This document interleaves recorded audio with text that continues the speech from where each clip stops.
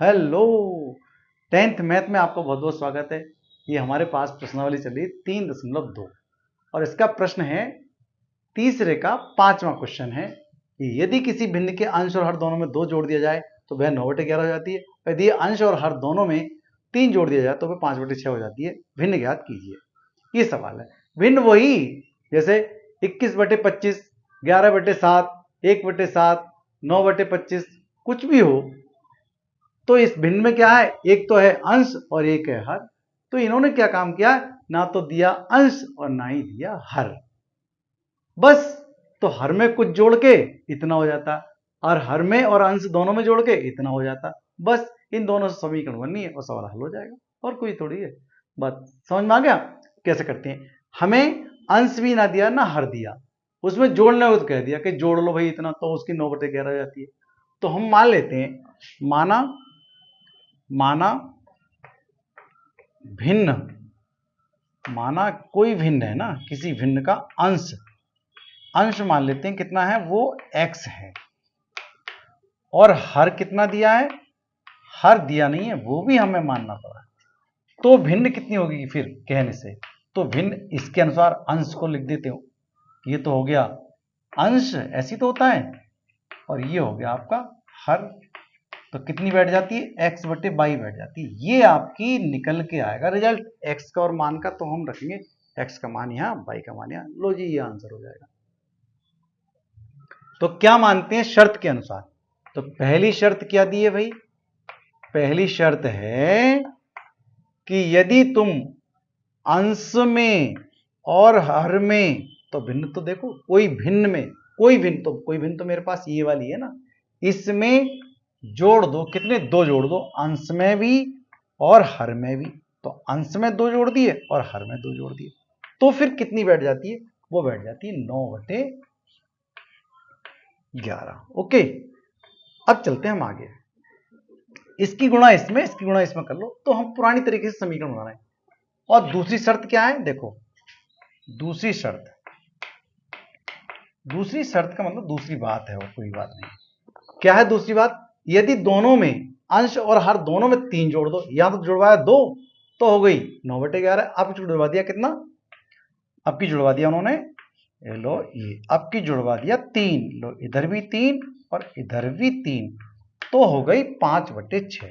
तो हो गई 5/6। ओके, करो गुणा भाई, इसकी इसमें, इसकी इसमें। 11×11x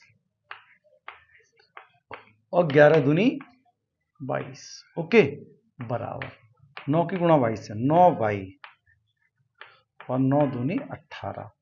इस सब चीज को उधर ले जा रहे हैं जैसे समीकरण हम पहले से बनाते हैं। हालांकि लाए नहीं लाए, यहां से भी शुरू हो जाएगी, हल तो यहां से भी शुरू आराम से कर लेंगे।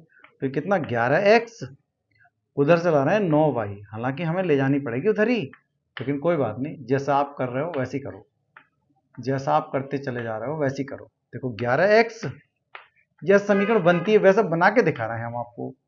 कितना हो गया, 4। देखो समीकरण ये बन गई, ये हो गई आपकी समीकरण नंबर 1।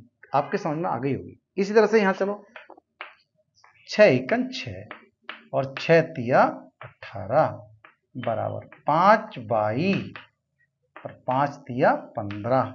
ओके, ये 5×3 15 हो गया। ऐसे करते हैं वैसे कर रहे हैं। देखो एक ला रहे हैं 5y, उधर कितना कर रहे हैं, 15 रह गया ना, ये वाला 15, और उधर ले जा रहे हैं 18। तो माइनस का हो गया, क्या हो गया, 6x माइनस का 5y बराबर माइनस का 3 बचा ना, ये 15 लिखा है। ये देखो समीकरण 2 हो गई। बिल्कुल जैसा आप सीखे हैं वैसे ही मैं सिखा रहा हूं। दोनों समीकरणों में से हम कोई सी एक समीकरण उठा लें और उससे मान निकाल के हम दूसरी वाली में रख दें। इससे निकाल कर रख रहे हैं तो इस वाली में रखेंगे, इससे निकाल कर रख रहे हैं तो हम इसके x का मान निकाल लो या y का मान निकाल लो, जो आपका मर्जी है वो निकाल सकते हैं। मैं यहाँ x का मान क्लियर कर रहा हूं। देखो ये तो लिखा है 11x और उधर माइनस का 4 और प्लस का वो जाएगा तो 9 हो जाएगा y। हालांकि हम पहले भी नहीं हटा सकते थे, लेकिन कोई बात नहीं, यहीं रहने दो।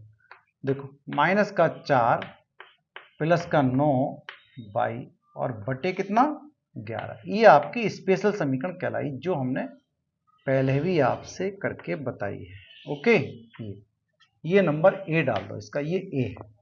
अब ये वाला मान उठा करके हम x के स्थान पर यहां रख देते हैं। तो मैं लिख दूं x का मान समीकरण 2 में प्रतिस्थापित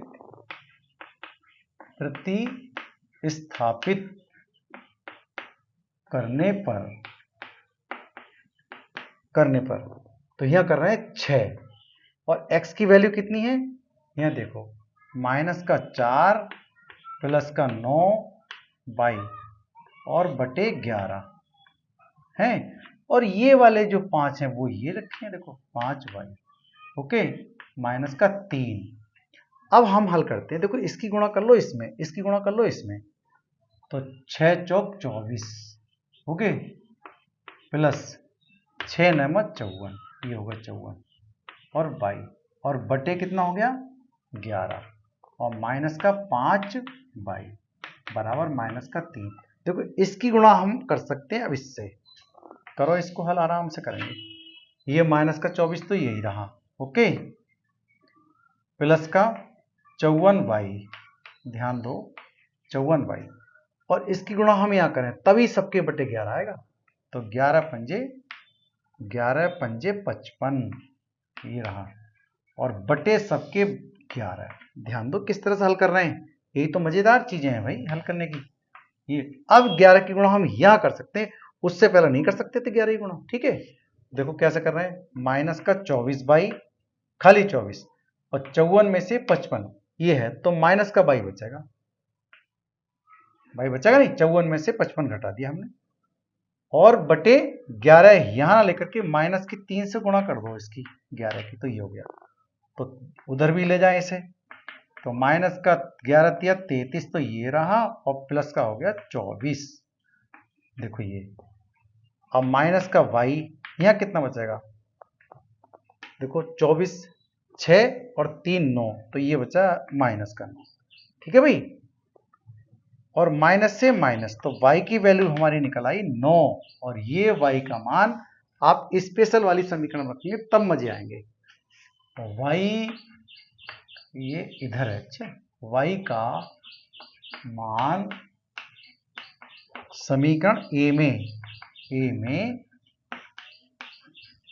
रखने पर, देखो भाई ये हमारे पास समीकरण a, x बराबर में है -4 प्लस का 9y और बटे 11, बस आ जाएगा x का मान, -4 और यहाँ प्लस का चिन्ह ये 9 ये, और y की वैल्यू ये भी 9 दे रखी है, वाह ये तो बड़ा बढ़िया हो गया,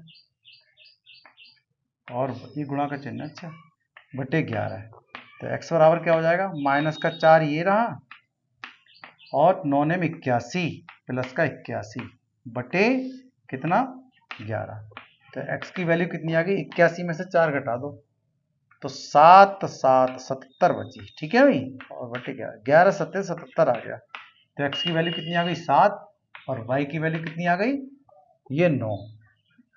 अब देखो हम बनाते हैं भिन्न, अतः भिन्न ये थी, क्यों भाई, तो x का मान कितना है 7 और y का मान कितना है 9, तो ये हो गई आपके पास, यहाँ रखा मैंने मान ये 7/9 अभीष्ट भिन्न, अतः भिन्न ये हो गई आपकी, दिखाई दे रहा है, अतः भिन्न ये आपका आंसर हो जाता है, भिन्न आ गई आपकी 7/9, अगर आपको नहीं दिखता है उधर तो लिख लेना 7/9 भिन्न आ गई, ओके, सब कुछ समझ में आ गया होगा, मैं उम्मीद करता हूँ आपसे, ठीक है, thank you, have a nice day.